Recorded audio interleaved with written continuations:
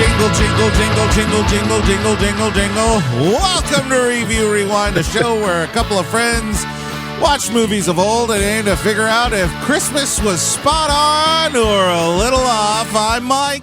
I'm Tristan. This week we're talking about Klaus. Klaus. That was last week. You can't talk about Klaus. Hi, Tristan. Hi, Mike. Hey. I know. I want to say like bright spot to make the show go up, but how you doing? I'm good, man. We had Thanksgiving. We had my birthday. Donka giving. You know, it's a good Donka giving. It's a good week. It's a good week. It's not what I wanted. How? I'm gonna. Oh my gosh! What's happening? My typing's a little off. I meant to go to Google Translate, so I usually type translate. I didn't finish the word. Yeah. Donka given. Donka given. What? Oh no, my headphones are. What's even happening? Given. Donka given. Given. But instead of translate, I put trans and then hit enter, and then I was like, "That's not what I was looking." Oh well, we're on the wrong track here. Yeah, it's a good day. So, was your bright spot Thanksgiving? I would say between Thanksgiving and my birthday, those would have been. It was your birthday. I said happy birthday beforehand. That's why I didn't text you. Yes, it's true. I also want to say to anyone in slight defense, I ran out of my ADHD medication, which is just bad. But then too, I don't text anyone on their birthday. No hate to anyone. I just can't. I can't do it. Ain't nobody got time for that. I do have time for that. I just don't do it. My bright spot was I made a very simple shrimp dish tonight for dinner. Ooh, and it was so good I made it twice. Hey, it's so stupid. Sometimes you gotta make it twice. It was I got like store Texas bread or Texas toast, garlic Texas bread. Toast. Yep. And then I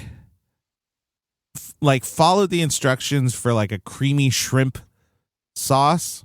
Mm-hmm. And then just skipped everything except after the butter. I just buttered up some shrimp and put a bunch of seasoning in it. And it was really good. And it was so good that I did it again. And I may have eaten too much. Oh, I may have eaten too much. And you know what that means.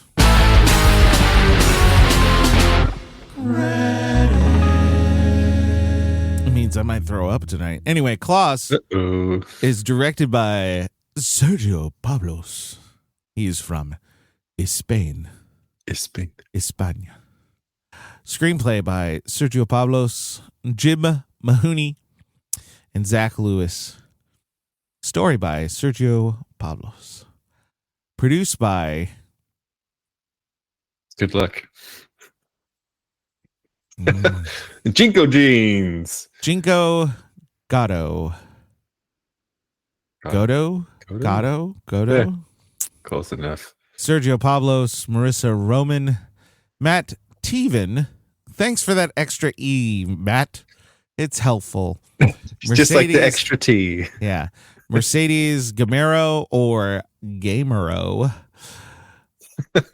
Mikel Lejarza. You know what? My mom was originally going to spell my name Mikel. Mm-hmm. And my very Midwest grandma was like, no. And now this reminded me, but there were many times where I found it and I'm like, that actually would have been the right spelling for like a Spanish background. Yeah. Mikel. It's fine. And Gustavo Ferrada. Starring, not Spanish names, John Schwartzman. J.K. Simmons. Jason Schwartzman. Oh, Jason. What did I say? You said John. There's another Schwartzman. Yeah. Actually, no. Hold on. Okay. Oh, no. Okay. John Schwartzman has the record of writing the most Simpsons episode. I said that plural. He is a great writer. He is a fantastic comedy writer. I didn't just pull that name out of my ass. Also, there's a John Schwartzman who was the cinematographer for Seabiscuit.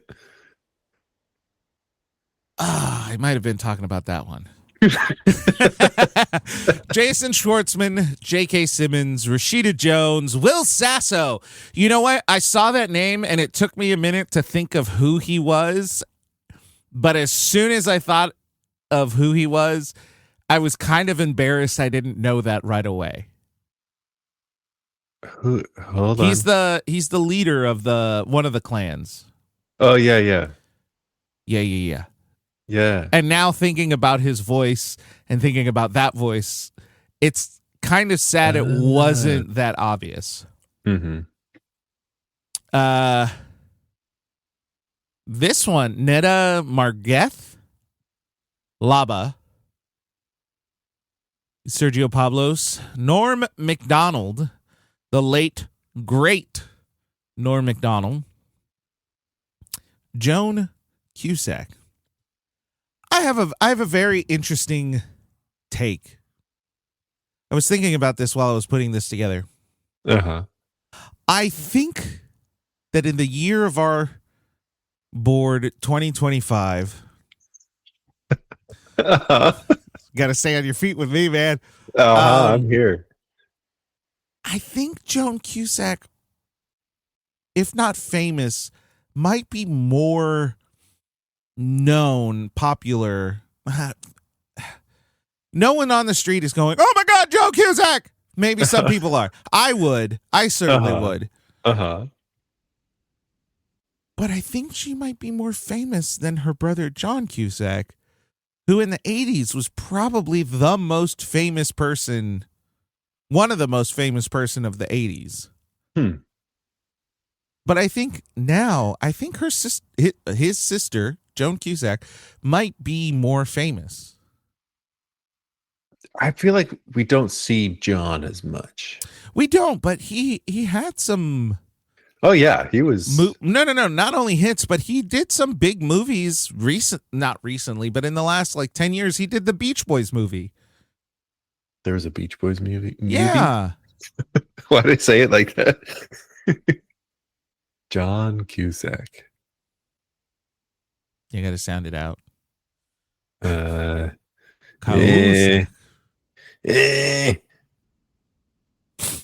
Which one of these is a Beach Boys movie? Which one of these is a Beach Boys movie? The Brian Wilson one. What? He plays like a middle-aged Brian Wilson, even though he looks nothing like Brian Wilson. It has Dano from Hawaii Five-0. No, that's his last name. He was the Riddler. He was the Riddler in the Batman, and he was the. You really sorry. That Hawaii Five-0 got you. I wish I had the button. What are you talking about? Okay. What is a Beach Boys movie? Dude. Oh, from 2014? That was with that's 11 years. Shit. Yeah, it's like there's nothing showing up here. That was so recent, dude. Love and Mercy. Rude, dude. Yeah, Rude, that one. Dude. Paul Dano. Paul. Thanks. Paul Giamatti. You know what? I gotta say, doesn't look like a Paul. Nope. He looks like he could be a Ryan. or a Steven. You know what's funny is Why are we judging? What's funny? Tell me. John Cusack is not a bad actor. Personally, I don't think he's a bad actor. Mm-hmm. But in the last 10 years at least, he has been in some literal shit shows. Not literal, but Yeah. Fog of War 4.1, Detective Chinatown 1900 6.0, Decoded 5.7, Pursuit 2.8, Utopia 6.7, Never Grow Old 6, River Run Red 4.1, Distorted 4.5, Singularity 3.6, Blood Money 4.5, Arsenal 4.0. Those are all the ratings of all these movies in the last 10 years. Mm-hmm. What terrible. Terrible. Just terrible. Terrible. Okay. Anyway. Moving on. It's so funny. I was talking about how famous Joe Cusack is. I got distracted by John Cusack. But I just mean like her voice feels really distinct. Mm-hmm. And she's isn't she Jessie? Yeah, she's Jessie. Yeah, she's Jessie from Toy Story, which I think is a big thing. That was the dumbest thing I've ever said. Wow. You know, I believe I've heard of this Toy Story. It's a pretty big thing. It's a pretty big thing. I don't know why I went really like offensively Southern. I mean, just looking at the movies and stuff that she's been in, it averages a 7 or higher. She was in School of Rock. She was in School of Rock. That alone. She was the mom in Mars Needs Moms. Was that Dwayne The Rock Johnson? No, that was a horrible CGI motion cap movie. What the hell? With Seth Green. With Seth Green? It was not good. Oh, well, that's probably why I don't know about it. Anyway, moving on. You know what's ironic about all of this? This is usually what we do for a movie that's a shit movie. I know. This movie's great. We like this one. Yeah. Anyway, edited by Pablo Garcia. Nice. Pablo Try it again. Garcia. You know what? I don't know how to say that. Revert. I don't know how to say that in Spanish. Pablo Garcia. Alfonso Aguilar is the music. It's going to be a hell of a show. Production company, Netflix Animation. Oh. I think I'm probably mistaken on this. I think this is one of their like first big animation productions. Which when we get to the budget is going to be crazy. Crazy. The SPA, the Spa Studios, Atresmedia Cine, distributed by Netflix, released November 8th, 2019. This movie is 6 years old. Wow. Runtime, 97 minutes. Now this truly is phenomenal. This was not released in theaters. It was straight to Netflix. So we don't have a box office. But we do have an estimated budget. $40 million. $40 million. For how gorgeous this movie is, that feels wrong. This feels like $100 million animation movie. Interesting. But it's $40 million.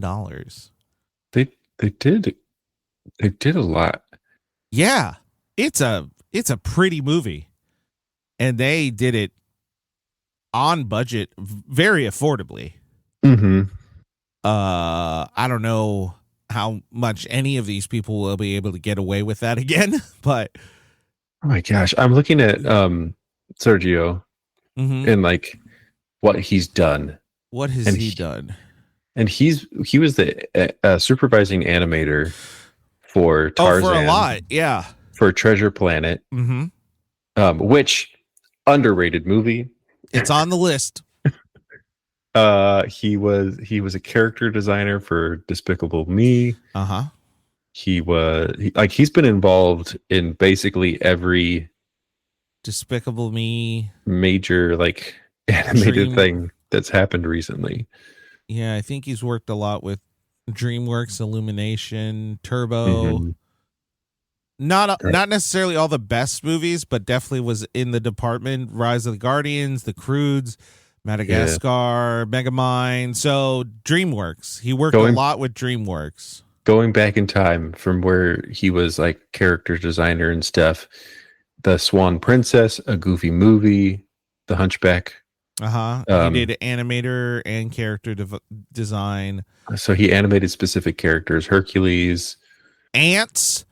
The great Ants movie. Rugrats the movie. Prince of Egypt. Uh-huh. The animated King and I. That did not get a The Road to El Dorado.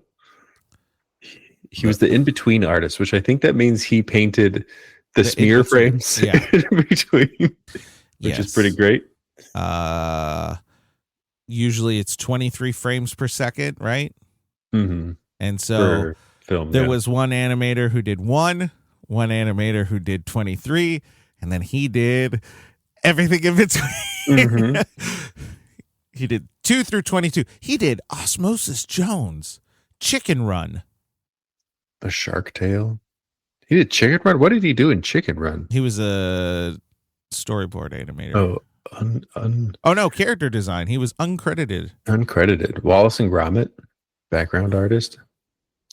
Stuart Little, Flushed Away. Man, that must have been like passion project at that point.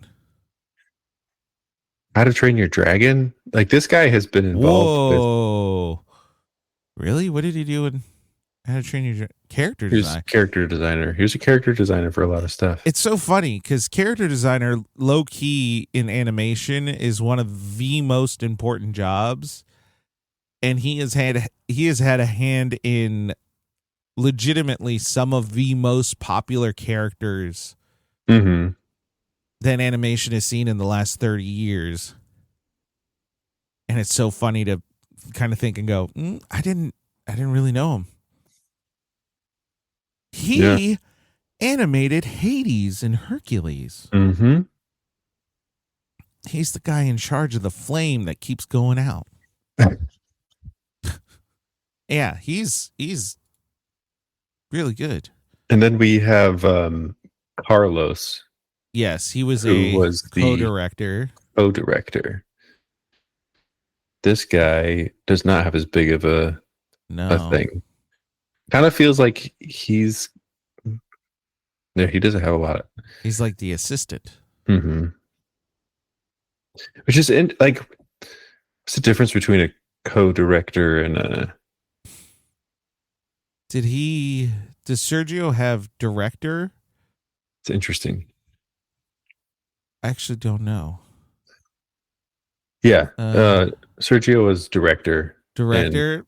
Carlos is co-director. Yeah. I don't know anything of the business, but I feel like if you have co-director while someone has director, that means that you were like assistant director, but you were given more room than maybe an assistant would. Yeah, it's I just say that based on his resume. He may have had an equal amount or more than Sergio. But I also think that Sergio was doing a lot of animating as well as directing. Yeah, I haven't heard the term co-director before, or like not often. Normally you have an AD. That's fair. Yeah, assistant director. That's what I think. So he must have done something just above and beyond than what would have been. Sergio. Who the fuck was Olaf? And Pumpkin. Who was that? The giant. The kids. ones that said mine? Yeah. Oh. So he was the voice of those two. Yeah. I'm glad they pointed that out because I cannot grasp what he could sound like from that. Mm-hmm. Oh my gosh. And then the composer, just since we're looking at it, Composer. nothing really crazy. Some Spanish films and some what looks like B type stories. Klaus was really like his first big picture, or at least critically supported picture. There's a Spanish film that has a couple or a decent rating, but anyway, moving on. And now we transition into a segment we like to call the Recap Rewind. You know, I can only say that so many times without getting bored, so that's why I like to shake it up. This is where we rewind and recap the film for you. Tristan, before we start, we'll get this out of the way. Have you ever seen this film? This is my first time. This is your first time. Man on the street. Have you ever done this? This is my first time. Apparently, I've never watched this movie before. Apparently, I've never watched this movie before. I don't know. It's so funny. He's like an adult now. Yeah. And when someone gives that apparently just a little bit of a tale, the voice in my head just goes right there. Apparently. Have you ever been on live television before? Tristan. And apparently, yeah. Would you be so kind as to recap this film for us? Your first viewing. My handful of viewings. I genuinely don't know how many times I watched this. Of the 2019 animated film. Klaus. We were fine before he came. Oh. Okay, go for it. Sorry. We were fine before he came. I need you to understand that. Smearensburg was awful, yes, but it was a well-organized awful. The wind howled, the sea snarled, and the people hissed at each other on sight. The Ellingbows lived on one side and the Crumbs on the other, and the hatred in the middle kept us nicely separated. Children grew up knowing three things. Fish stink, the winters are worse, and you hate the other clan. Always. No one asked why. The feud was older than our oldest grandmother's grudges, and believe me, that's saying something. We didn't have joy or festivity or any other nonsense. We had a system. You glared at your enemies, you sabotaged their laundry, and you taught your children to carry the grudge like an heirloom. Amen. Cruel? Amen. Perhaps. But it was familiar, steady, ours. Then the postman arrived, and everything started rotting from the inside out. That's some bitch. His name was Jesper, and he looked wrong from the moment he stepped off that boat. Soft clothes, clean hands, a face that hadn't properly been weather beaten by our winds. He walked through town as if he expected someone to greet him, and as if Smearensburg might welcome him. We did not. We slammed our doors in his faces. We ignored his attempts at cheer. Then, when that didn't work, we escalated to mild threats. It was all very civilized by our standards. He had a job, delivered letters, but we didn't send letters. If you wanted to say something to someone, we'd shout and we'd throw something at their head. Efficient, direct, perfectly functional. But Jesper was persistent. He skulked around with his little satchel and his hopeful eyes like a stray dog that hadn't yet learned this town doesn't do pity. We thought we'd give up and leave. Or we thought he'd give up and leave. We were wrong. Out in the forest lived Klaus, a giant man in a lonely cabin full of wooden toys in silence. We left him alone. Jesper, of course, went straight to him. By some cursed combination of guilt, fate, and Jesper's irritating persistence, they struck a bargain, or an understanding, or whatever it was. All we know is this. One night, a child wrote a letter. Jesper delivered it to Klaus, and Klaus delivered a toy. A toy to a Smearensburg child. The next morning, that child was different, smiling. We thought it was a fluke, a momentary lapse in proper upbringing. Then it happened again and again and again. Jesper taught our children something truly dangerous. How to ask for something. He put paper and ink in their hands and said, "Write what you want. Send it to Klaus." Our children started scratching out clumsy little letters, and the ones that didn't know how to read or write started to learn from that fish lady. Soon, our homes were littered with crumpled drafts and broken quills and arguments over spelling we never knew you were capable of. And then the gifts arrived. Klaus and Jesper delivered them in the dead of night, slipping toys into stockings and under doors as if kindness was some sort of secret crime. Because it was. We woke up to toys, laughter, children behaving. Worst of all, Jesper told them Klaus only brings toys to children who do good deeds. Do you see it now?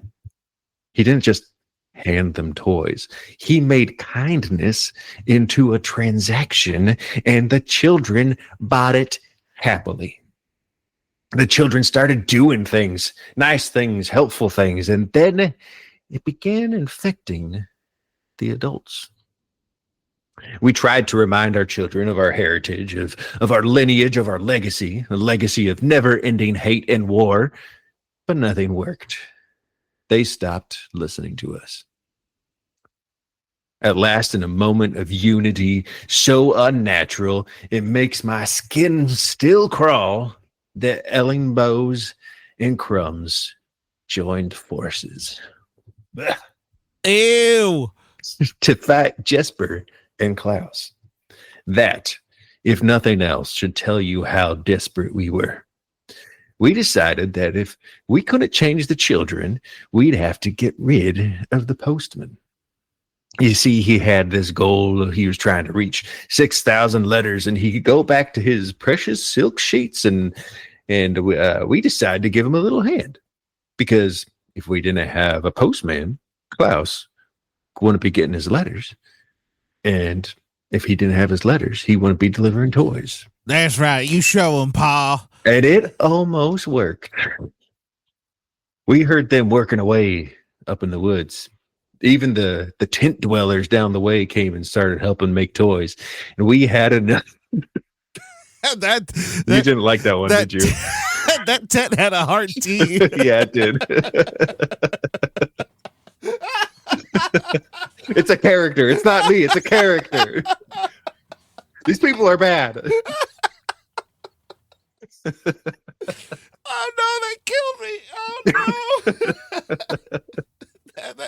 It's so funny. Yes, you were a character, but it's so funny that you could say something like, you could say one word and it immediately goes, oh man, that guy doesn't like them. Mm-hmm, mm-hmm. Them temp. This tent dwellers. They started helping him make toys, and we had enough.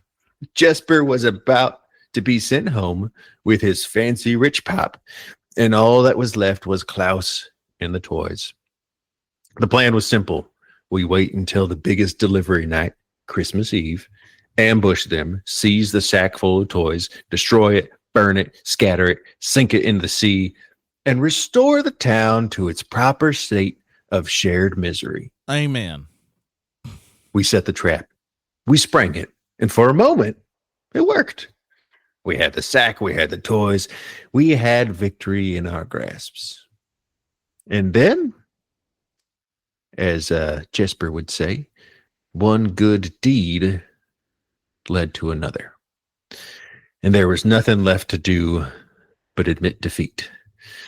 Instead of destroying the presents that night, the feud between the Ellingbows and Crumbs ended. Time passed. The letters kept coming. The toys kept arriving once a year. The children grew up believing that kindness earns rewards and helping others matters, that enemies can become friends. The streets, once the stomping grounds of grudges and brawls, were filled with lanterns, decorations, singing, and laughter. Oh, horror. Our reputation changed. Middlesbrough, the coldest, bitterest town in all the north, slowly became pleasant. Visitors arrived who would not tremble in fear, only in the normal way people do in the winters. People spoke of us with words like charming, festive. Personally, I find those words offensive, but no one's asking me. As for us Ellingbows and Crumbs, we adjusted reluctantly. We still sigh about the old days now and then where you could insult your neighbor on sight and no one called it a conflict resolution problem. But when we see our children now grown, sharing meals, working together, raising families that don't care which side of town they come from, well, even the bitter hearts soften a little in private with no witnesses. So yes, a spoiled postman and a giant woodsman ruined our perfectly good feud. Jesper taught our children to hope. Klaus gave those hopes weight and shape in wood, and they made kindness infectious. And once it took root, there was no weed strong enough in our souls to choke it out. We fought it. We slandered them. We sabotaged, attempted to reclaim our children, and nearly destroyed the sled full of toys just to preserve our precious misery. And we still lost. Or maybe, if you listen to the children, to the new Smearnsburg, to the laughter that now fills the streets, maybe we won something else instead. Not that I'll say that publicly, of course. Publicly, I will grumble. I will roll my eyes at all the decorations. I will complain about the noise, the joy, and the warmth. But as the night comes and is quiet, and the fire burns low, and the little carved toy sits on a forgotten shelf, I'll look at it and think, fine, maybe this is better. But not that you heard it from me.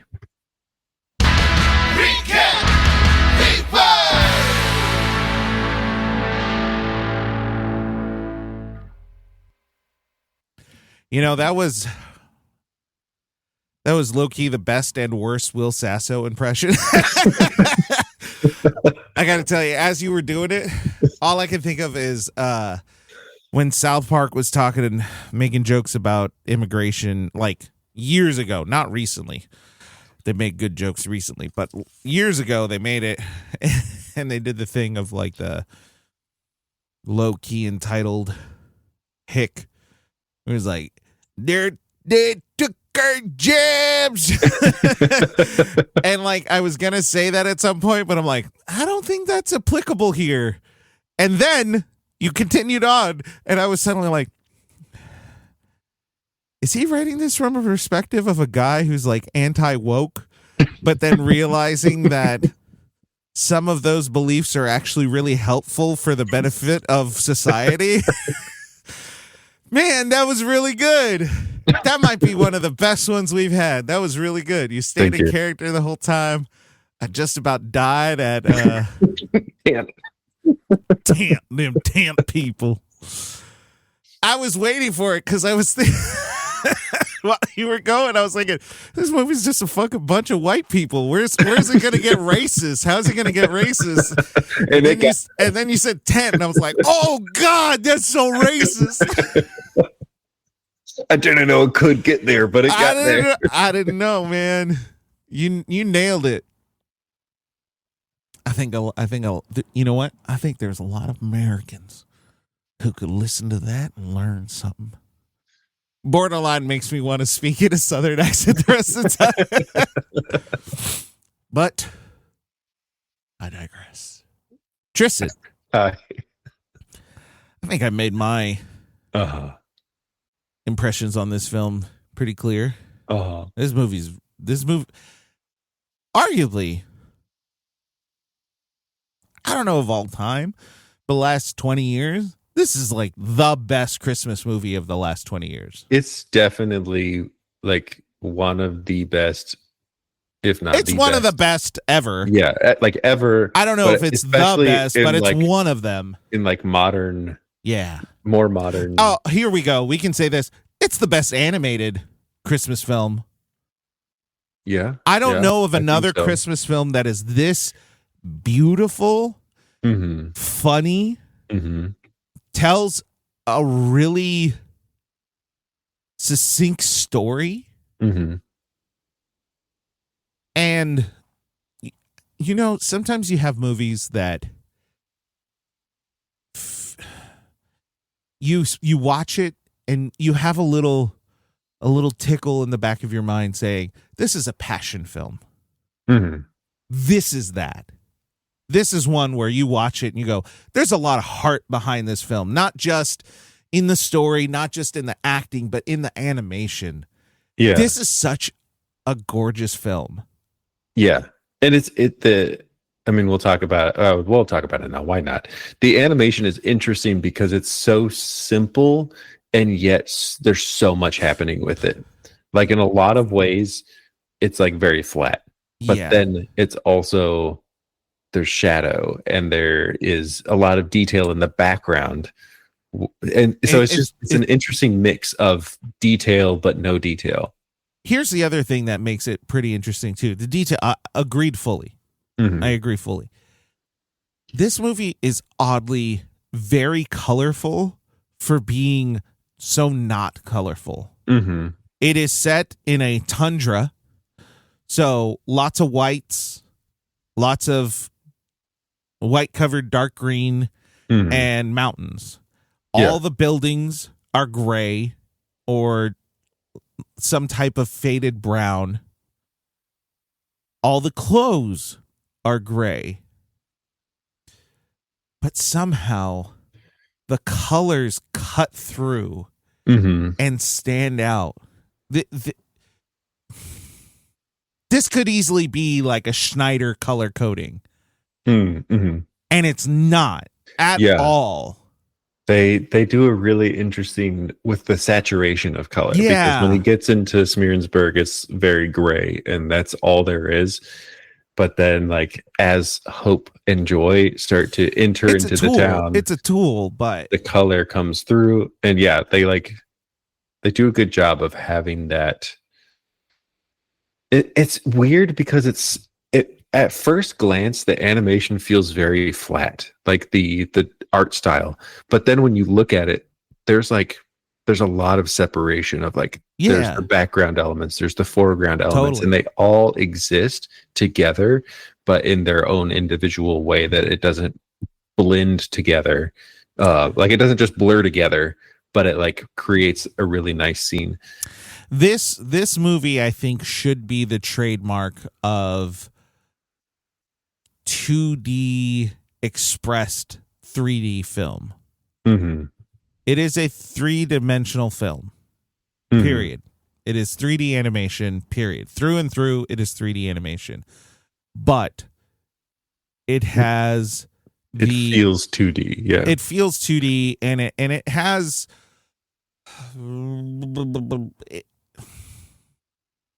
Whether technique or homage to 2D, it is trying to say, hey, we really love 2D, but we are in a 3D medium. Mm-hmm. And they do it in such a graceful way. Yeah, it's even seen in the frame work of the animation. So when it comes to animation, we talked about how 23 frames per second is the or 23 point whatever is the what you have for traditional film. Hold on. We should just express that every second of a film has 23 pictures essentially that compile that second ish, and that's what creates the movement in film. That's why we call them movies, because they're moving pictures. Son of a bitch. No one told me. Yeah.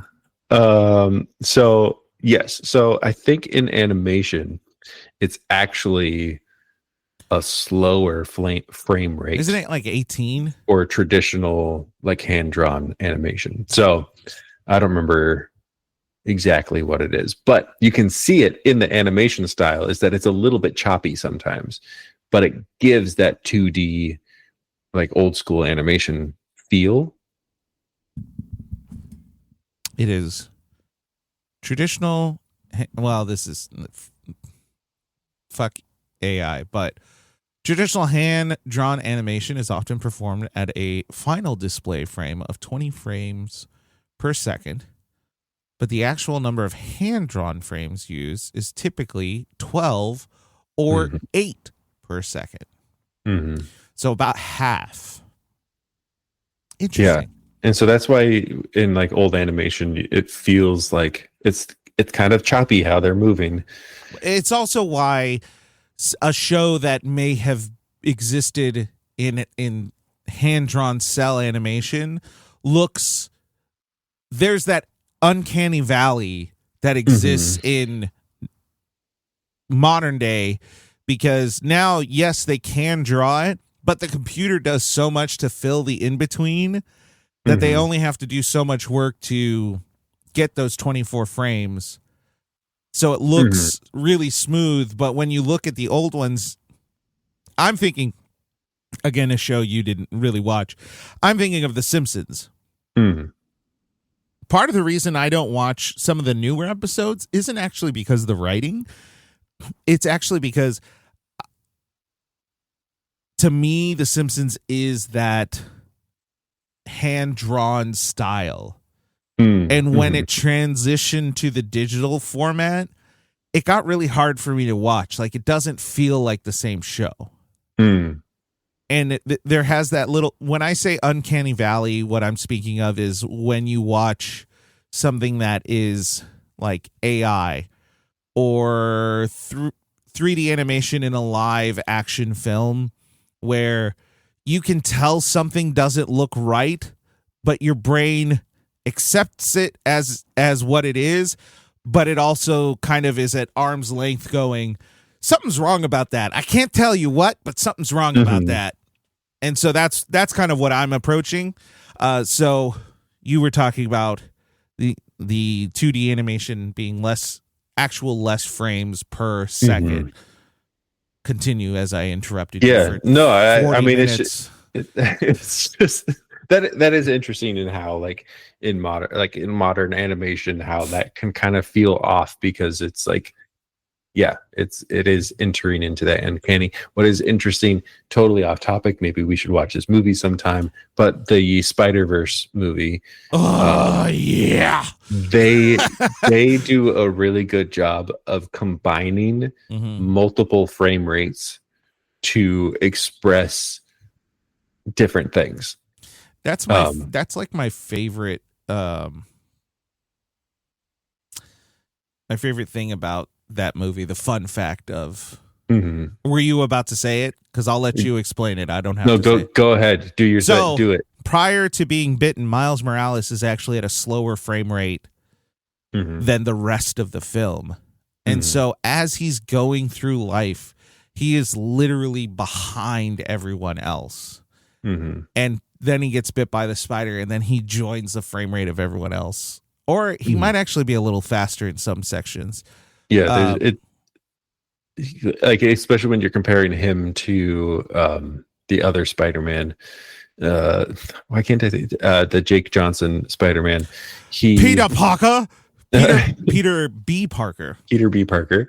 They're at a different frame rate from each other. And that's when he's like still learning how to use his powers and everything. But it's just a really interesting like use of knowledge of animation and the history of animation and how they combine those things together. And then you have Spider Pig, who's also Peter Porker, who is, or whatever his name is, who is a different animation. You mean oh shit, I forgot the actor's name. John Mulaney. John Mulaney, yeah. I blanked on it. I was like, it's another John. Yeah. So anyway, we got way off track. Animation. We don't talk about animation much on this. I feel like we haven't watched a lot of. We haven't. So I have a little bit. Yeah. Of understanding of animation simply because for Halloween, I have a 7-foot Aquabat who stands outside of my house, and I have a projector. This is not a video medium, but you could see the projector right there because I don't have my background blur. Oh. There's also a keyboard. There's. Fuck is that? It's just kind of floating back there. It's standing real upright. Anyway, some people listening are like, what does it mean?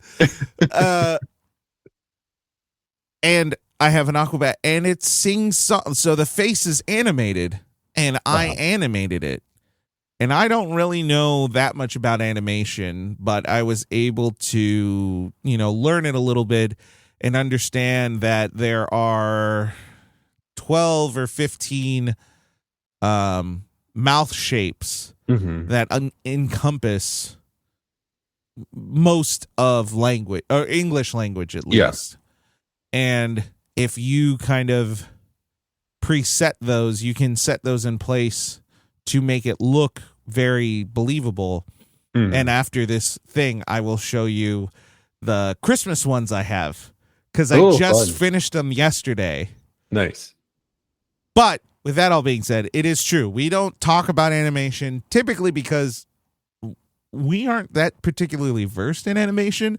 I think we've both been thoroughly exposed to animation. I love animation. I think animation is one of the, I would say, for the majority of society, one of the underrated means of art. Oh, for sure. Artistic expression. I think that animation might be one of the greatest artistic expressions because it can do so much that humans can't. If it's done well, it can show just as much emotion as a person. But there's so much work that goes into it that in itself deserves its own credit. I'm going to say something that may be like if one random film, like super film guy, comes across our podcast and has strong opinions about things, might offend that guy. Hey, fuck that guy. Fuck you, guy. All film originated from animation, because if you think about arguably the Nickelodeon live action is just animated still frames. Yeah, I was gonna say Nickelodeon was the first form of animation, but in reality it kind of started from taking photos and framing them. We would not have film the way that we have film if it were not for animation. So you're right. And probably I would go above and beyond and say film itself would not exist without the concept of animation. True and story. Animation starting from the original concept of writing a series of, or not writing, but drawing a series of pictures in a book and then flipping it. Doing a flip book, yeah. Because that's really what a film movie is. Even a digital movie, everything is just frame rates. You just have cameras that do so much of the work. So many frames, yeah, that you don't have to cut in the same way, but you're still cutting. You're still doing all the same work. You just have a digital medium for it rather than the hard copy film that you have to physically cut and tape together and then film it again. Yeah. I think that's not only valid. I think that is the truest thing we've ever said on this show. Hey, we somehow became educational. I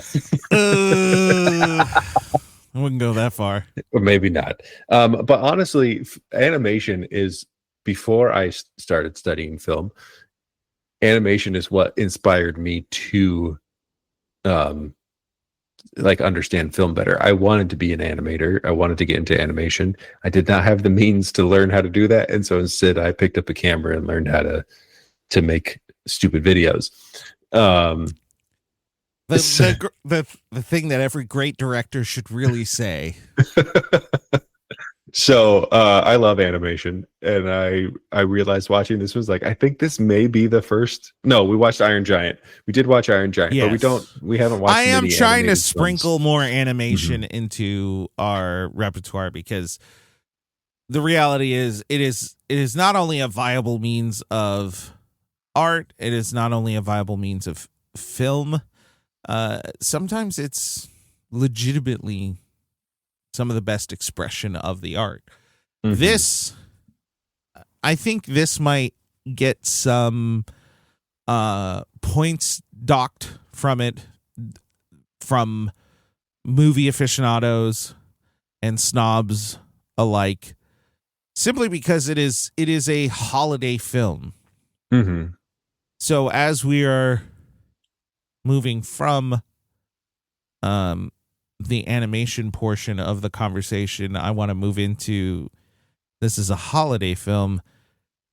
This is one of the best takes on the Christmas story. Yeah. I feel like a lot of holiday films just like do the tropes. They do here's the thing that we do over and over and over again. I don't know where the trope is in this one. You know what I mean? Like it feels very fresh. Even though we're still getting the legend, right? That everybody I feel knows. like if people broke it down, we would be able to see some of the the ho ho hos. Smearsberg got a little spicy. See some of the holes in that logic, but truly, I think this is one of the freshest takes on the mythology of Santa.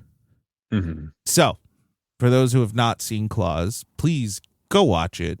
If you celebrate, go watch it. If you don't celebrate, I think it's a great movie regardless. I don't think it's too... So, we should talk about this, I guess, as we're getting through this. A lot of people try to make Santa religious. Yep. This movie does not do that in the slightest. There is no religiosity in this film. But it's one of the best approaches to the mythology of Santa. And so this story is about a spoiled son of a master postman, Jesper. Jesper is the son. So this is the problem about doing the fun recaps. Yeah. Is that we don't always do a full recap of the thing. But honestly, yours was so good. It made me very happy. Don't change. You're beautiful. I love you. Thank you.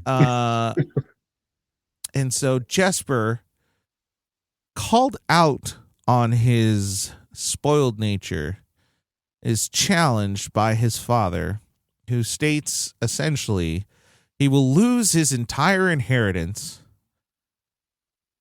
if he does not become a successful postman. That's essentially the sum of it. His father sends him to a hole in hell, Smearsburg, which is currently hosting a feud between the Ellingbo and the Crumb families, where, I mean, murder just kind of happens all the time. Yeah, there's definitely dead people. There's definitely dead people. And he goes there and he is trying to get letters going. He needs to sell 6,000 letters. 6,000 letters. And so, finding that he can't really do it with the people within the town, he goes outside of the town slightly and he runs into a massive man, Klaus. Huge. Who is very scary. And then when he first meets him, Jesper actually drops a letter and Klaus opens it and it shows a very unhappy child. Mm-hmm. A child who feels imprisoned in his own home. Yeah, a drawing that a kid drew of himself in his house. Yeah. And feeling a lot of pity, Klaus makes the child a toy and makes Jesper deliver the toy. And that starts this snowball effect. And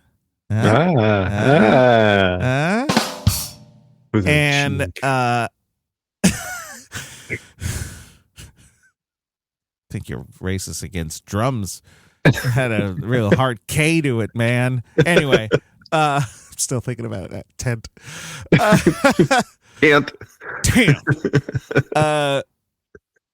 And slowly he devises a plan which would lead to many letters being sent to Klaus, and Klaus creating a lot of gifts, to the point where some of the indigenous people were also trying, who heard about it, and so the indigenous children were trying to also get gifts. So it spread very far. Mm-hmm. And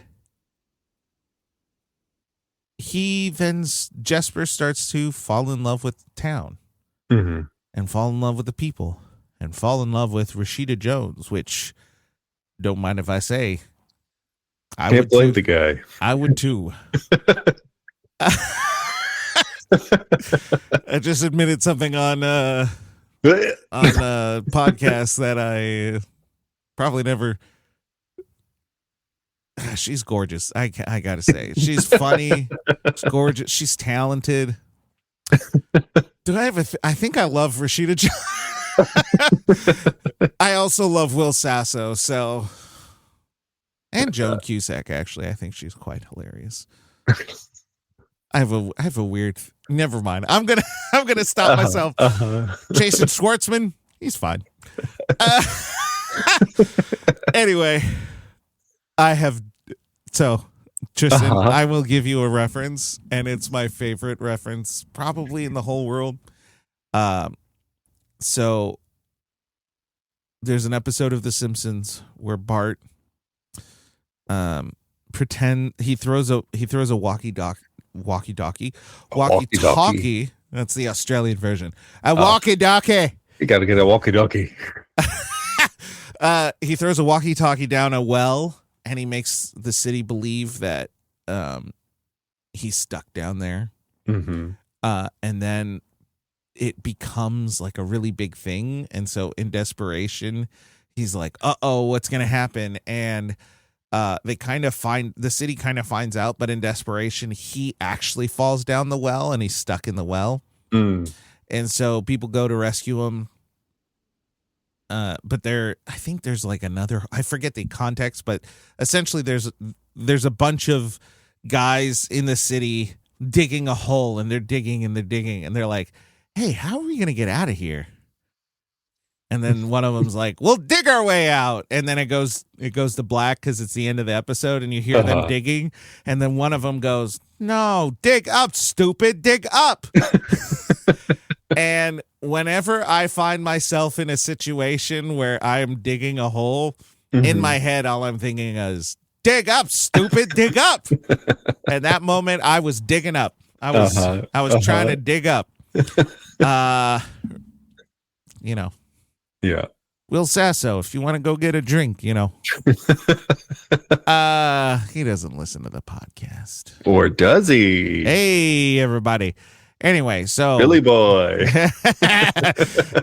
We're probably going to listen to it at some point. He does an absolutely perfect Jesse the Body Ventura impression. Like, spot on. Anyway, so Jesper is falling in love with the town. He's fallen in love with Alva, who is the teacher who had given up on the town and was trying to move out. But upon the work that Jesper was doing, he actually made the students want to learn and revitalize the school and revitalized a lot of the businesses and did a lot of stuff to build the city up. And then his father visited, exclaiming that he had not only reached his goal, but did 14,000 letters. And it was revealed to Klaus and the rest of the town that he was doing it just to get out. And eventually, on the day of Christmas, he allows his father to leave him there, and he admits that he left his inheritance, his money, his future, his comfort for the people of Smearsburg. And then he had to convince the hell out of Klaus and prevent Mr. Ellingbo and Mrs. Crumb from ruining Christmas. But all that being said, I haven't really seen a Christmas story. Like, there's no religiousness, there's no connection to any folklore, really. And it just was kind of like a good story of a shitty guy seeing the good in people and changing, and Klaus seeing a shitty guy change and be a little more hopeful in people, and also the magic of ghosts. Ghostly magic. Because he basically believes that the wind is his dead wife. And at the end of the movie, you kind of are like, oh, yeah, I can kind of see it. But then upon watching it again, Jesper is brought into Klaus's house due to wind. And like locked in because of the wind. Which made me suddenly go, holy shit, his wife is the wind. Well, I mean, there's the whole That's scene the only supernatural thing that really happens in the movie. Blows and starts circling behind him. It's gorgeous. And then he turns around and it like just stops. Yeah, it's so beautiful. You've never seen wind just stop? Every day. Every day. Every day. So it's not implausible, but God, do they make it look good. And that's truly the most supernatural thing in this film. Well, I mean, there's a lot of cartoon science that's happening. Jesper would have been dead tenfold. He gets hurt a lot. Like, catapulted into the sky. He gets catapulted into the sky, lands directly into a brick chimney. Dead. Before that, he should have died from hypothermia. Yep. He only had a sheet and snow. A sheet of snow. No, he had a bed sheet. Oh. And snow.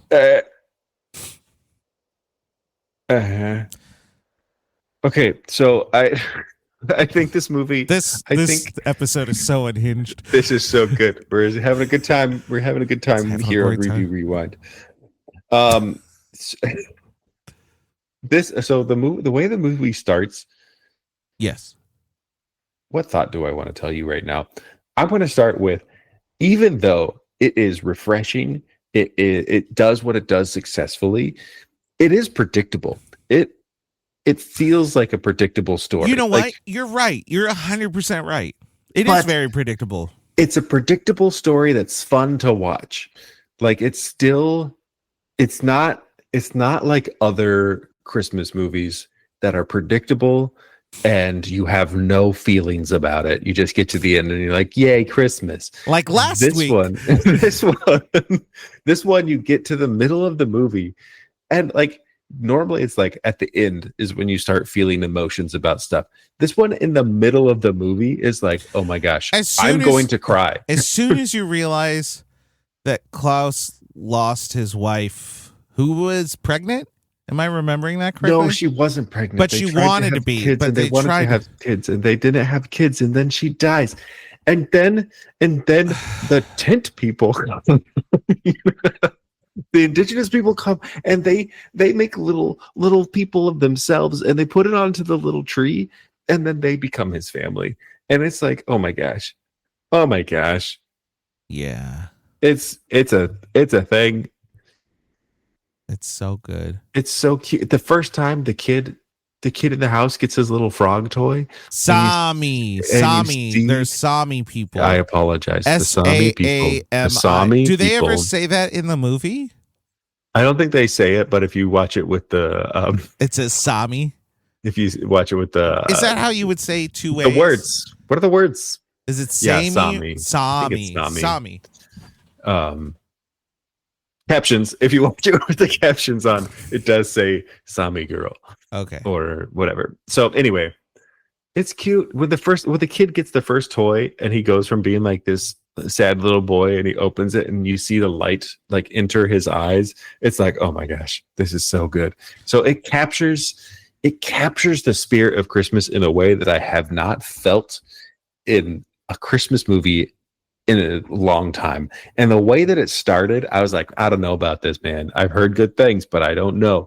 But then it gets you. Yeah. It gets you. And it's funny. It's a funny movie. Mm-hmm. It's wholesome. It's funny. And I think it's very vulnerable and really makes people, for me, it brings down some of the walls that we put up for the holiday. The reality, Christmas, 100% a capitalist shit show at this point in time. It's just corporations trying to make the most money. And this movie felt a little bit reasonable in how, for kids especially, it doesn't take a lot to bring them a bit of joy and to lighten their life, lighten their load, lighten it. And that we, as a society, as adults, should do everything we can to give these kids that opportunity, regardless of their background. Mm-hmm. And it does it in such a nice, beautiful way.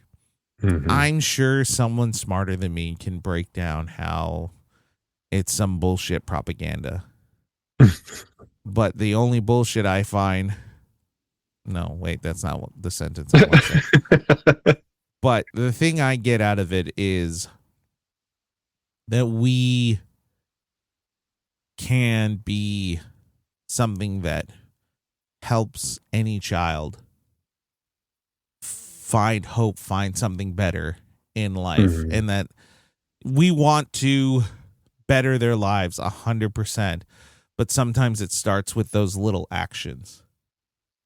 And that's what whenever I watch this movie, that's what I leave with. I don't leave with it going, Santa's the best or I got to go buy stuff, but I leave thinking, I could be that little bit of positive reinforcement in a kid's life. Mm-hmm. And, it like makes me want to be a better dad. Mm-hmm. And I like that. I like feeling that sometimes. Yeah, I don't interesting. like the idea of me being a fucking piece of shit, but I like feeling. There's a lot of elements to this. I mean, we're talking about like what happens in it. There is stuff, and I said this out loud while I was watching it, of like Jesper tells them, like, the kids are like, I don't know how to write. And he's like, well, too bad. And then he starts to walk away. And then he's like, actually, let me send you to school. And so it's like he's still doing this thing out of selfish reasons. It takes him a long time to switch. But he does the thing that he does out of selfishness is still benefiting these kids. Like, he's not doing it to benefit them, but Right. the thing that he does is like, hey, go to school. And it ends up benefiting them in a way that he doesn't realize, which is just like a really interesting way. The lesson that Tristan got out of this is no matter how much a piece of shit you are, do it selfishly. You could do something good even in your selfish actions. Even in your selfishness. No, that's not what I'm saying. That's okay. I think you know what? I'm gonna probably piss someone off. I think that's how Elon Musk lives every day of his life, but he just needs to get punched in the dick as hard as possible. And I bet nothing would change, but I would feel better. I would feel better as a human if someone did that. Hopefully his daughter just gets him just like smash. He's like, my $1 trillion. Is that what he calls them? That would be really funny. That, you know what? That's the most, that ultimately, that is the dumbest, most ridiculous thing. Not beyond possibility. Not beyond possibility. And that makes me a little sad. Anyway. Honestly, I don't remember what I was saying anymore. You really distracted Sorry. me. You were basically saying that Jesper does a lot of things out of selfishness, which out of his control, the circumstance lands in positive. So like a lot of the things he does. Like, it's interesting that they did that perspective of like he was doing bad stuff, but like, or he was doing selfish things, but in his doing selfish things, he was unintentionally improving things around him, which I don't think is a lesson to take away from this. I think it's just an interesting perspective that they took from it. Yeah. However, the the thing that I was going to say was like how much the kids influenced the change in the city or in the town. Like it wasn't that the kids started doing things and then the adults were like, oh, maybe we should do things different. It was the kids who started influencing the adults, and the adults were like, oh, maybe we can start adapting to this. While Jesper was a major factor in the town's change, the children were ultimately the catalyst. Mm-hmm. And that is a really good point. I think that is, whether that's a lesson or something, the children are what ultimately changed this town for the better. Mm-hmm. All because they were finally given the opportunity to be children. Mm-hmm.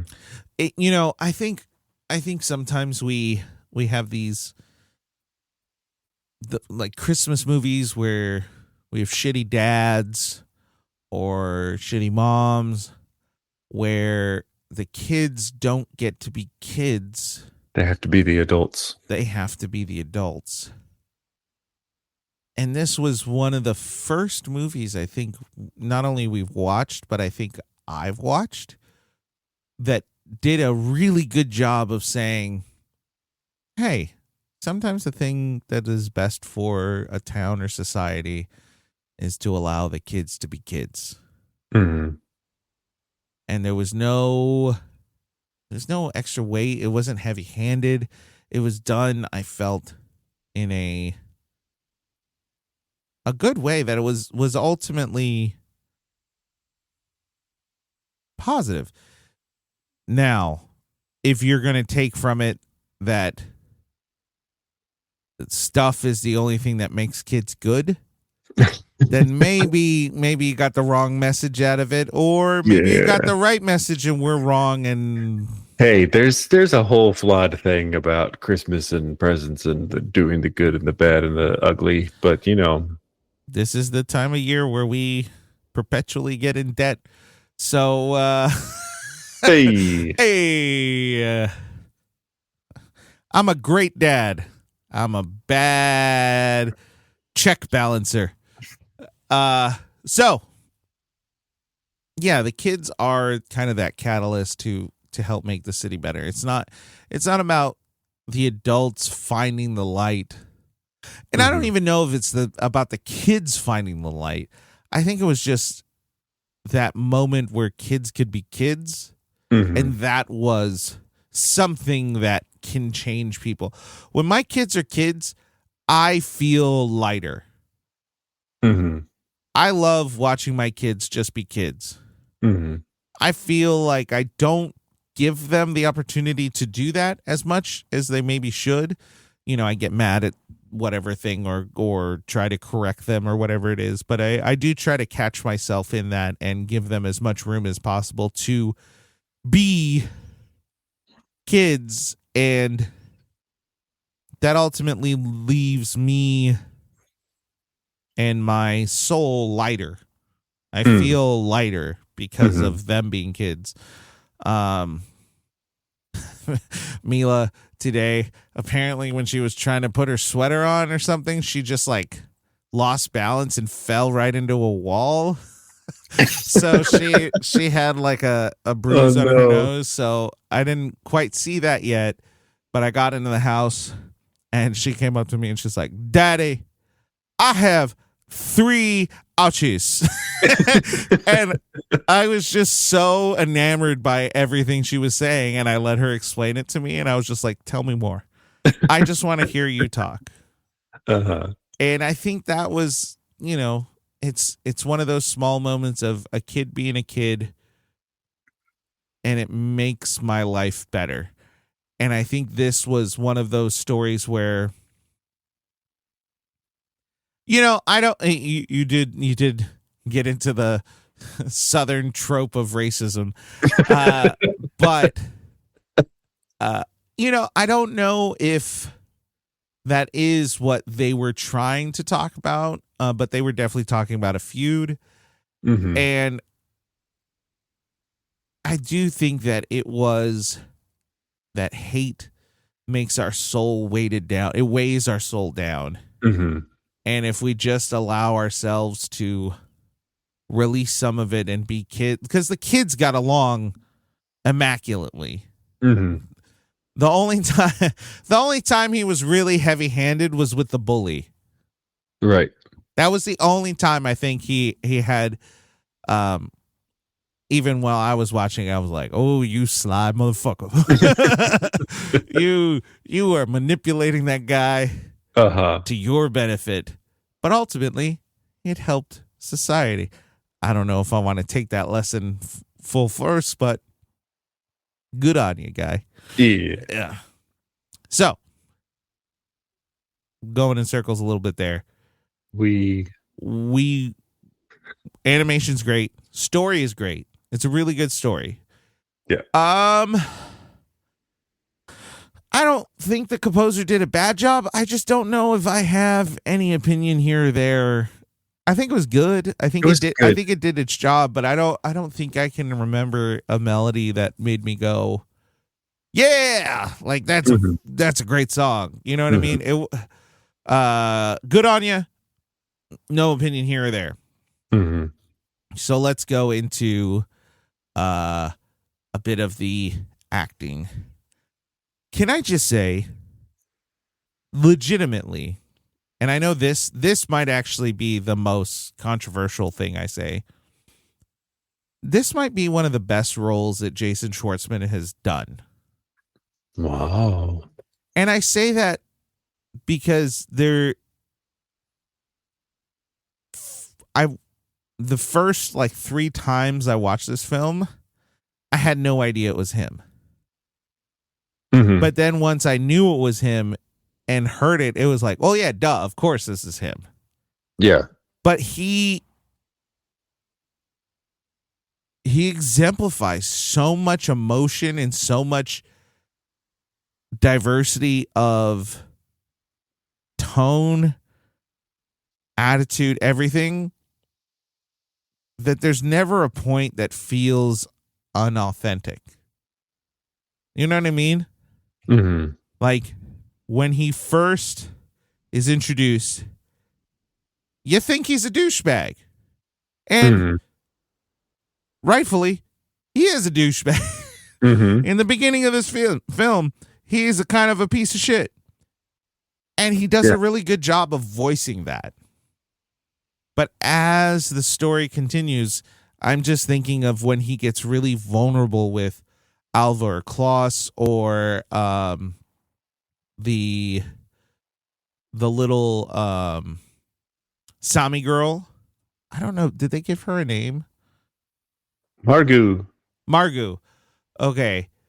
When he talks to Margu, there is just something so genuine about how he is having those conversations where you really feel it.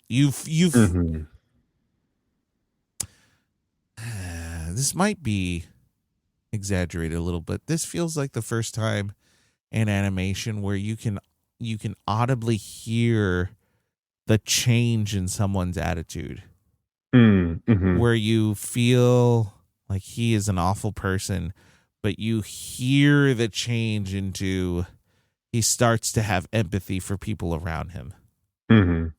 Or I guess I could say someone who has no empathy for anyone around him, who doesn't give a shit about anyone else, to someone who cares about everyone deeply.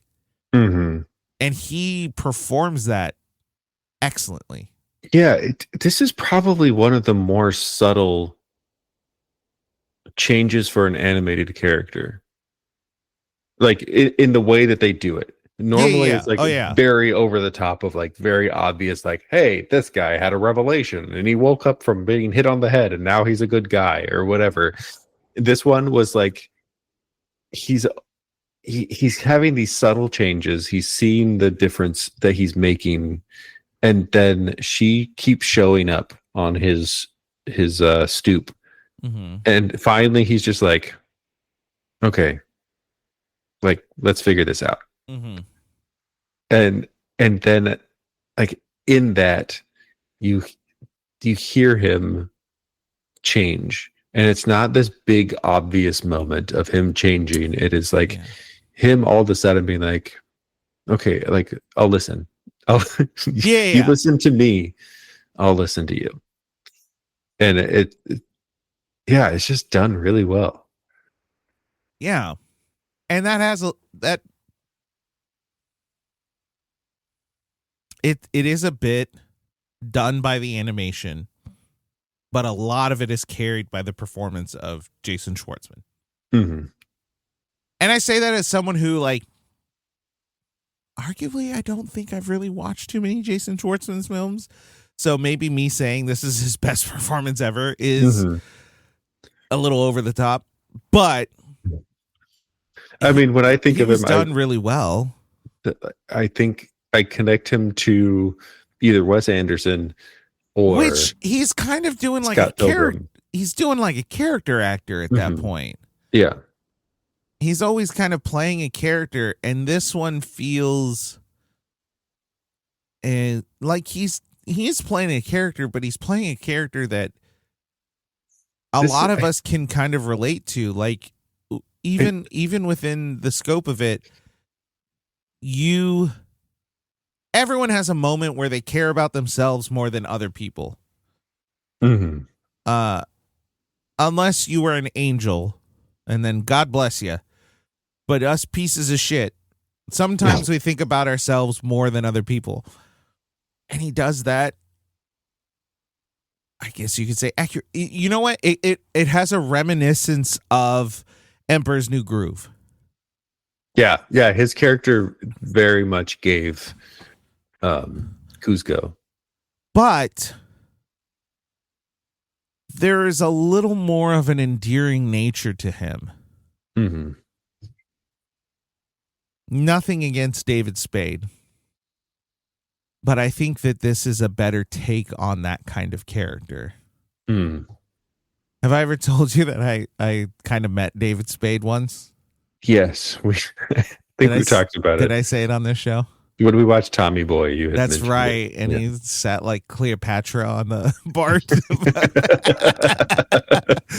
Alrighty. Anyway. So Jason Schwartzman, to me, phenomenal job. I think he carries the film. Mm-hmm. He does comedy, he does authentic, he does pretentious, he does all of it exceptionally well. Just a well-rounded actor. Period. Mm-hmm. J.K. Simmons as Klaus. He plays an introvert real well. Mm-hmm. It's so funny. J.K. Simmons has that really interesting voice where he can kind of play a lot of different things and you believe it. Mm-hmm. So in this film, he plays like a very introverted, large man, intimidating person. And then I also think of him in, I've never seen Whiplash, but everyone talks about it, but he plays the over-the-top abusive teacher. Yeah. And then I also think of him in The Accountant, where he plays an IRS agent who is more feeble in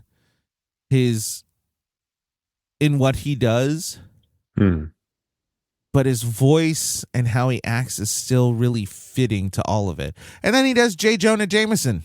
And he Give me pictures of Spider-Man. Bring me. I can't do it anyway. Yeah, he does that really. He does that really well too. So, bring me pictures of Spider-Man. Whoa, whoa. Anybody want a peanut? Anyway, yeah. I don't know. I don't really have anything outside of it's very J.K. Simmons, but he does a good job. He does a good job. You know what I will say? When he sounds sad, god dang, he sounds real sad. Yeah. They did a great job with him being this character that is like, he has this rough exterior, but he's really just a softie.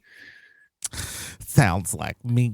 And he's just like, I don't know, when they do the reveal of like what his background is, it's just like, oh, I will say, this guy. There's very few times I've cried as hard as when he's explaining his background. Mm-hmm. And I don't know if it's his acting or the animation or the combination. Mm-hmm. It's rough.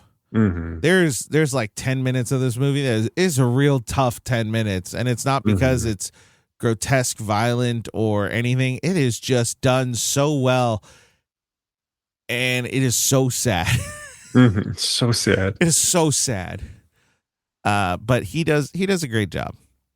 I don't have much to say outside of he does a good job. Whether it's just kind of him, then he seems kind of cool. I hope he's not an asshole. Like he's old. Old people seem to be assholes sometimes. What did I just say? Anyway, Rashida Jones plays Alva. I love the like stressed out teacher. It's so accurate. It's just like, I am underpaid. I can't do my job because the parents won't let me. Just kidding. Do you want to buy a fish? You want to buy a fish? You want to buy a sundial? Anyway, that was a little Robin Williams. That's a lot of nuts. Anyway, I do like the like worn out character and then softened by the children as well. And then finding her, I guess you could say, finding her voice, being able to do the thing that she came to this shithole to do anyway, and then actually being able to do it, finding that, oh, this is my calling. This is the thing I wanted to do. Yeah, a person who had a dream, and then that dream was kind of snuffed out by the society around her, and was able to refine the like, oh, this is why this is the thing that I wanted to do.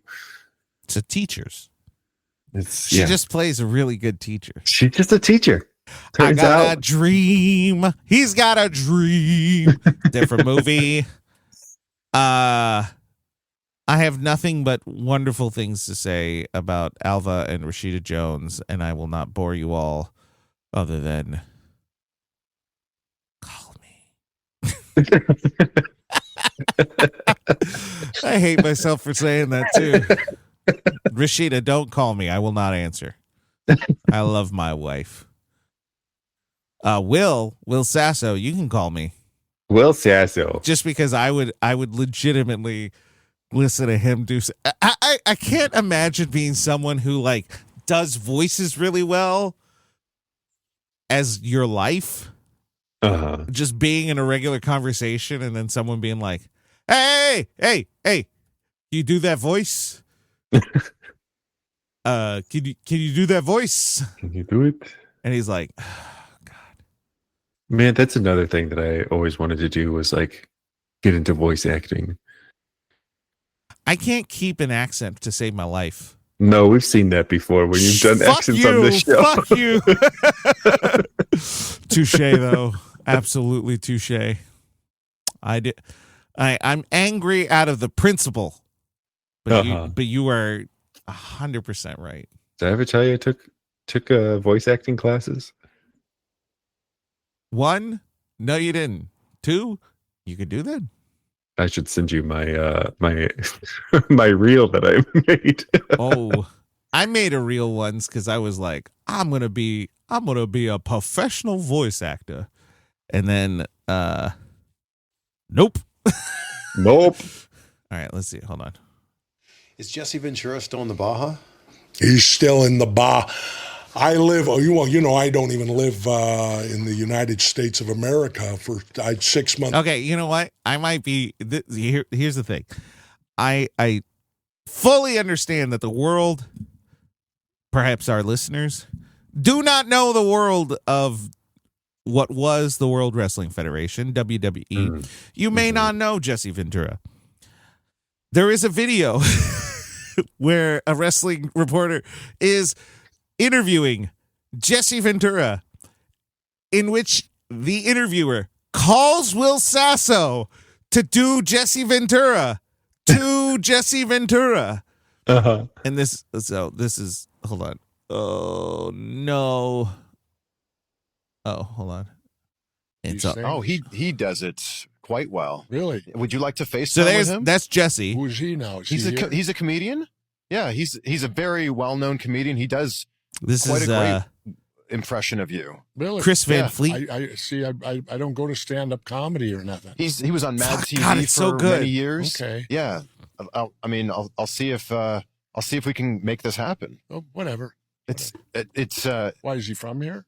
He's not from here, but he's well known online for doing. Well, see, that's what you need to understand and have to realize is that I've never owned a cell phone.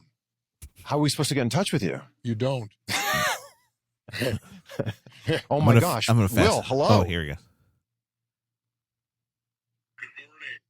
Here, I have a friend here. I'd like to introduce you to. Hi, Will. How are you today? God, that's so spot on. Tell me you're a comedian who likes to impersonate me. Well, you know a thing or two about that, Governor. They're always lying, aren't they? Always look at it like this. Imitation is the greatest form of flattery, so thank you. Spot on. It's so good. It's so good. I remember once I was watching that.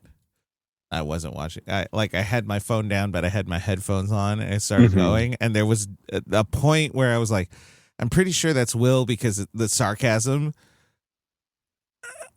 I kind of don't know.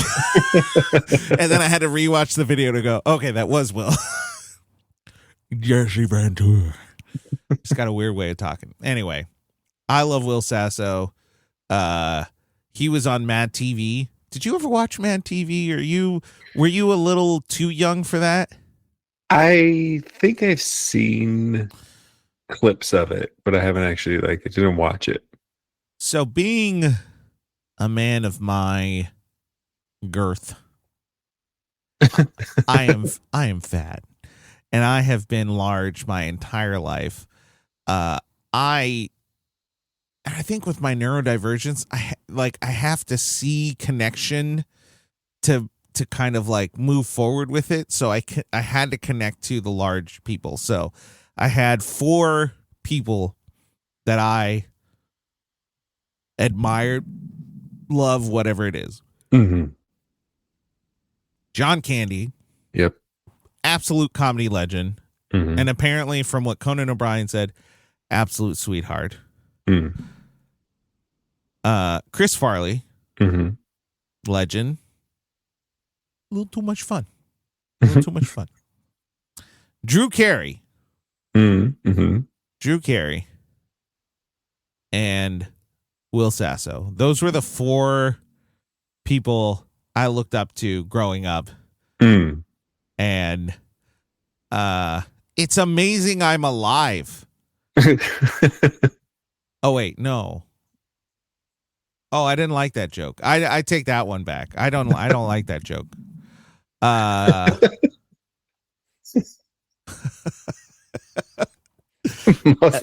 It felt like I made the joke about the passing of John Candy and Chris Farley, and in my head I was going, no, they're weird comedians, and it's weird that I haven't caused my own. Anyway, Will Sasso did such a good job. People. He was so good. Again, I watched it 3 times, not realizing that it was him. So that, I think that expresses how good he is with his voices. I thought his Ellingbo, I thought his character was good. He just plays a horrible person that stays horrible the whole time. Mm-hmm. Nailed it. It's perfect, you know? Mm-hmm. I did when they teamed up and Mrs. Crumb was like, you know what we're going to do, right? And he's like, what? He's just an idiot the whole time. Yeah. It's just how have we been have we not, what did she say? How have we been fighting for this long, or how have we not beaten you already, or whatever it is? She was very upset that he is so stupid. He's so stupid. Yes, he is quite dumb. Joan Cusack, Mrs. Crumb, also, her voice, I feel like you could put her voice in different characters. For example, Jessie, a young cowgirl, doll person who sings the saddest song in animation. When somebody loves you. Or was that someone else? I don't think she sang it, but that was her song. Yeah. But that was her song. And I cry every time because it's so sad. It's so sad. But somehow her voice fits every character she plays. I've never seen her or never heard her voice in a character's body. That was a weird sentence. That made me go, that doesn't fit. Right. That doesn't work. It's perfect every time. Agreed. Yeah, she's wonderful. She plays a great grouchy old lady who runs a murderous gang of family members. We'll talk about the next person and then one more person. I think that's all we really need to talk about. There's only 2 more people we need to talk about. So Sergio Pablos plays Pumpkin Olaf. I didn't know that was the same person.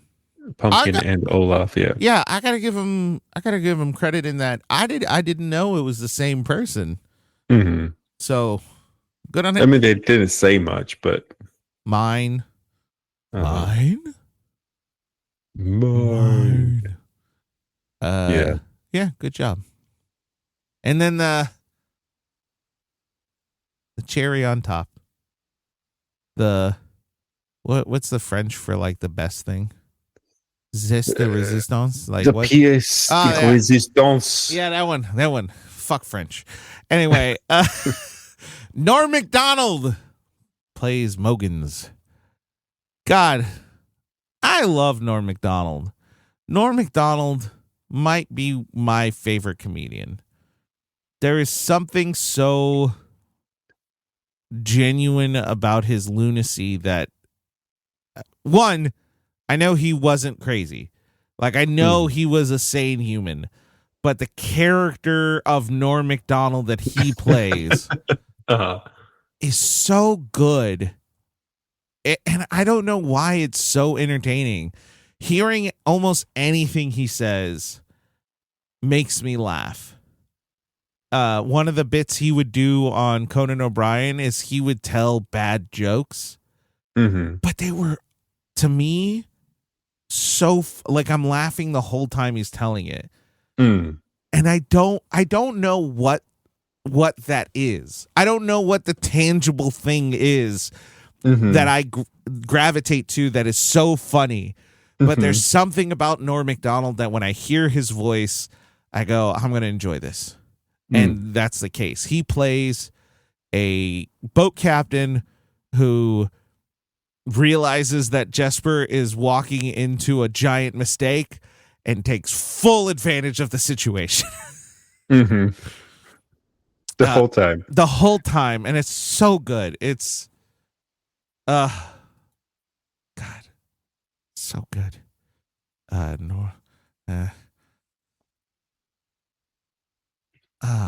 He also tells like awful jokes. Let me see. Hold on. I'm just going to play a random video. This could be a terrible mistake. It was good to see those workaholic guys because I personally am a workaholic. For many years, I was helplessly addicted to workahol. I don't know. It's so bad. It's so bad.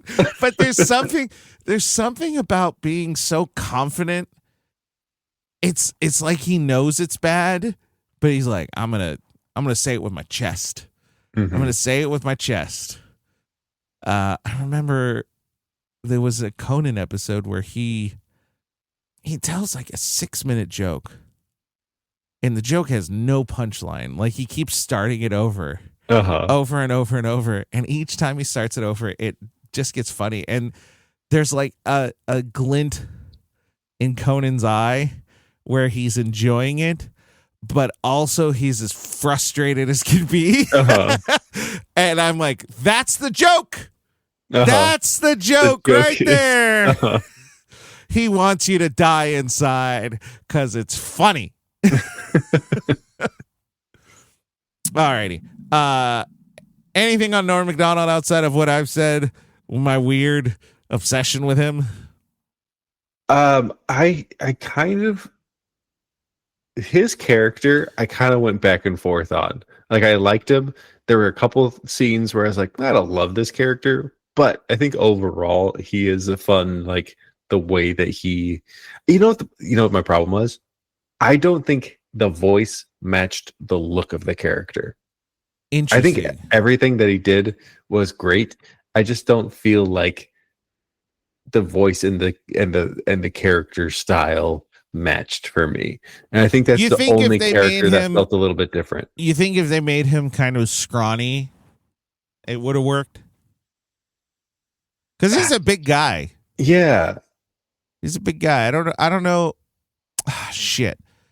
Now that you're saying that, I kind of agree with you. I'm trying to find a picture of him again. He's a big guy. What fucking accent's that from? I'm from Palm Springs. What is that? It just felt like the character that was designed feels like he should have had a little bit rougher of a voice. I get what you're saying. So I think, yeah, if he wasn't, I can't find him. But if I think it does. I think it does work, but I do get a bit of of what you're saying. Mm-hmm. I don't disagree with you. But again, I didn't really. I think that was the only thing that distracted me a little bit. Like the rest of his character, I felt good about. I think he was funny. I love Norm Macdonald.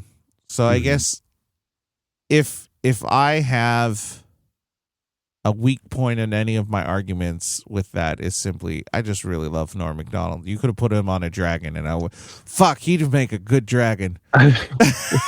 Honestly, maybe it's just me. Maybe I just need to watch it again and get over it. But alrighty, I do want to talk about some of the quotes because I do think this movie is really funny and it's very quotable. One is Klaus laughs. He's like, ho, ho, ho. And Jesper goes, wait. Time out. Really? That's how you laugh? Yeah. That's one of the best. I think we've watched in our lifetimes hundreds of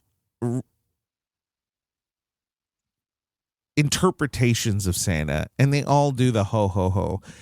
And off the top of my head, I can't recall a single one that went, hold up, what?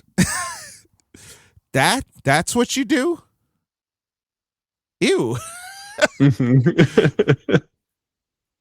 I think that's great.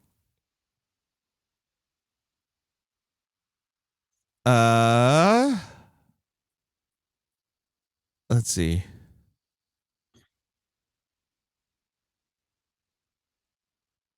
Trying to find. Sorry.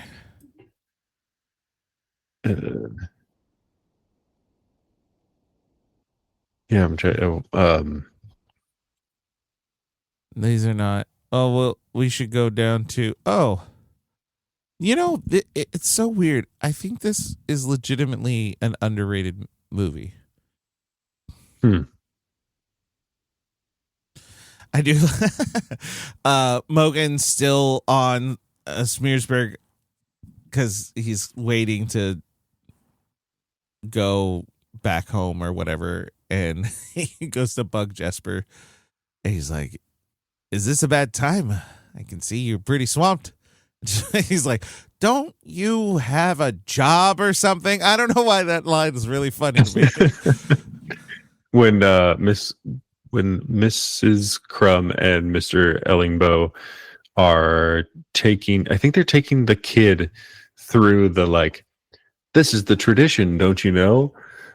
And they're talking about like the historical moments of the town's like history and stuff. They're like, centuries of glorious hatred passed down through generations. There was the 100-day brawl of 45, which we totally won. The maritime game of chicken, the great mooning of 86. And then there's just this display of houses and a bunch of people's butts come out. You know what? Butts are funny. Especially in animation. Funny. I did like this, Alva. What are you doing? Telling children to go to school to learn to write? What is wrong with you? That's great. It's a I pushed the wrong button. Yay.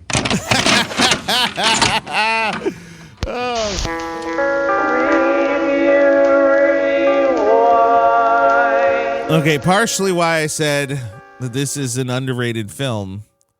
Not true on Rotten Tomatoes, but I didn't check the date of everything. Metacritic only had like 13 reviews. It has it at 65% positive reviews.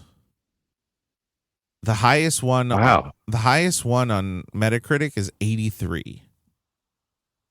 It's just bonkers. Rotten Tomato, on the other hand, has 95% positive reviews. Rotten Tomato audience has a 96. IMDb 65% is crazy. Isn't that crazy? This is the first time I think the whole concept of this show is applicable. Yeah. Okay, go. Sorry. IMDb audience 8.2%. why don't you go ahead and read the positive review, which, scoring-wise, doesn't feel that positive. Interesting. Okay, 83 from... That's crazy. This is the highest? That's the highest on Metacritic. On Metacritic. Yeah. Hey, Rotten Tomato is good as whatever, not the best to navigate. Rotten Tomatoes. Rotten Tomatoes. What about Rotten Tomatoes? Have I ever told you about Rotten Tomatoes? Adrian. That was an Italian. An Italian robot. What movie idea? What if Rambo? Wait, not Rambo. No, what if it has to be Rocky. What if Rocky? That's the one that I meant to say. I just got the wrong R name for Sylvester. Why am I saying Rocky was on the list for this year? We moved it because of streaming, whatever. But that is a movie I've genuinely never watched, so I don't know. I only know the cultural references. What about Rocky, but he's a robot? What about Rocky? Robaki. He's a robot. You know what's the worst part about this? It's really hard to understand you. Yeah, that's what I was going to say. The worst. Yeah. You know what the worst part about this is? What? I don't understand what I'm saying. Yeah. All right, read the review. Okay, Sergio Pablos Klaus is a beautiful animated mix of old and new, offering up a unique and quirky take on Santa's humble beginnings. It's a fun, fresh story about friendship and the power of kindness that coats snowbound cliches with a shiny sheen. That's Charlie Sheen's cousin. Damn it. That caught me off guard so bad. Shiny Sheen. Talking about winning with my cousin, Shiny. Shiny Sheen, although it would be Shiny Estevez, but we won't go there. From a Spanish director too. Is very applicable. Hey. So that was a positive, which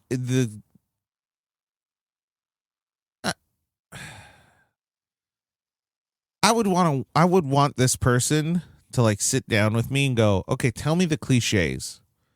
What are the cliches that you're basing this 83 on? Because from your review, the cliches are the dark spot of the film. Mm-hmm. What are they? Let's talk about them. Mm-hmm. Because here's where I'm going to buck society a little bit. Uncle Buck. It's on the list.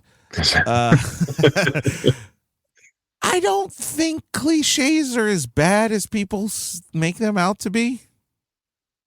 It depends on how they produce it, right? The way that it happens.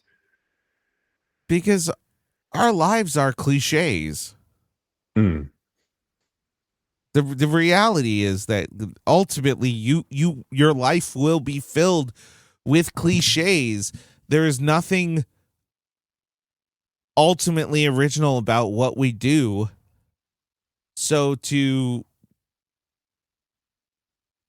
overused expression, idea, or element that has lost its original effectiveness and becomes trite, stale, predictable.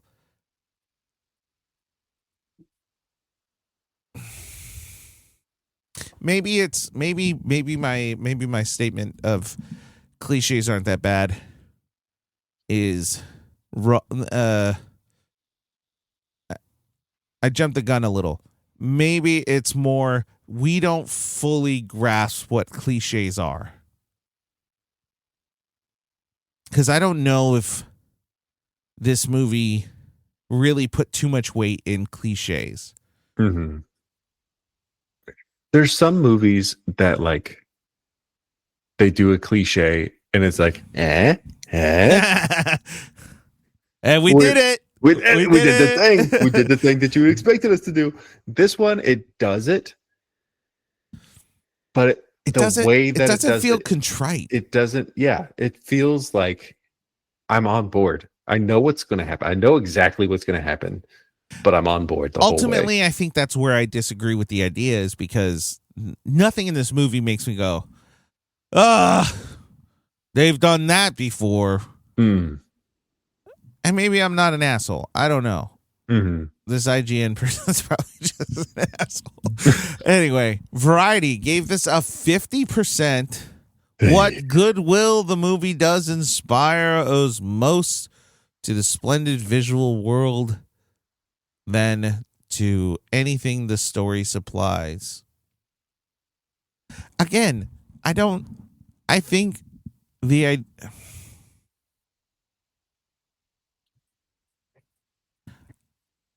I said that this movie was original. I just said it was fresh. And I'm going to butcher this idea of a metaphor. Hey, an apple is not a original idea, but you can eat some fresh apples. Yeah. And in this case is like, yeah, ultimately nothing in this movie is original or the first time that we're seeing some of these ideas, but it's still fresh. There's still something. It tastes good to bite into. Yeah. And I don't think that's bad. So, again, nuts to these people. I'm going to just jump into, there weren't that many reviews, so I feel like 13 critical reviews on Metacritic. We got an 83, a 75, a 75, a 75, a 70, 70, 70, 70, 63, 60, 60, 58, 50. So these people legitimately watched this movie and went, meh. And every time I watch this movie, I enjoy it thoroughly. My kids love this movie. I love this movie. Legitimately, I think this is one of the best Christmas movies. I don't know if I have like a negative thought about this movie.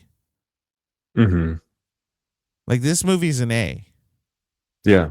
I was gonna maybe, because looking at those reviews, I'm like, maybe I'm reading it wrong. Maybe it should be. Are we missing something? Maybe it should be an A-. And the more I was thinking, the more I felt, nah, it's an A.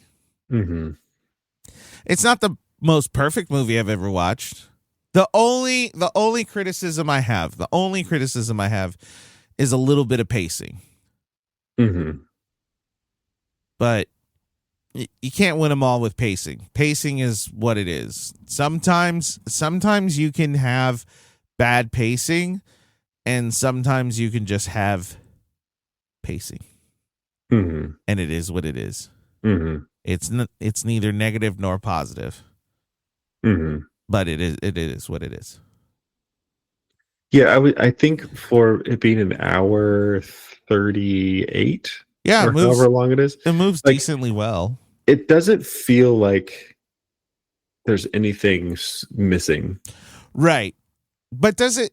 Let me ask you this, because this is the only, and maybe I'm wrong about it, and I'm willing to change my opinion, but does it feel longer than an hour and 30?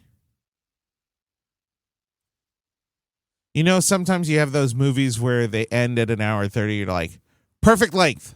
That was perfect. And then sometimes you go, oh, that movie was a little short. And then a movie ends and then you're like, oh, wait, that was only an hour and 30 minutes? It felt longer. That's the only thing I have with pacing. Like, this movie feels longer than an hour and 30 minutes. Yeah. But that's not a bad thing necessarily. Interesting. I think I would agree that it does feel. And that, again, that is just me trying to find something to really critique this film about. It's not that bad, though. It's not like, oof, this movie is taking forever. Yeah, no. Absolutely. I think it's a great length. I I think shit. I was going somewhere else. I think the runtime is great. I think that the story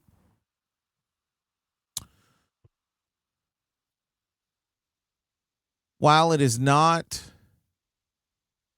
a new story per se, I think that this feels like a very fresh interpretation of a story that has been told a million times. Mm-hmm. I like the voice acting. And then to top it all off, it is visually stunning. Mm-hmm. Done. It's an A. A. Are you good with that? Hey, it did release in select theaters on November 8th. Oh. I just saw a poster for that. So I'm trying to think when we watched it. Like when we first watched it. I don't know if we watched it in 2019 or if we watched it in 2020. I actually think the first time we watched it was in 2020 because Ray was 2. Yeah, I think we were in the new house. We moved in 2020, so I think that couldn't. I'm gonna get my identity stolen. Yay! Yay! Identity stolen. Anybody want a peanut? I'm gonna be writing that one for a while. Oh, it's the gift that keeps on giving. Anyway, Tristan. Yeah. Hey. Merry Thanksgiving. Merry. And listeners, I hope you enjoy this movie. You should watch it. It's really great. I wouldn't often recommend a Christmas movie, but I would recommend this. I would too, movie. yeah. I would also recommend to review those rewinds. Fuck yeah! And we'll see you next time.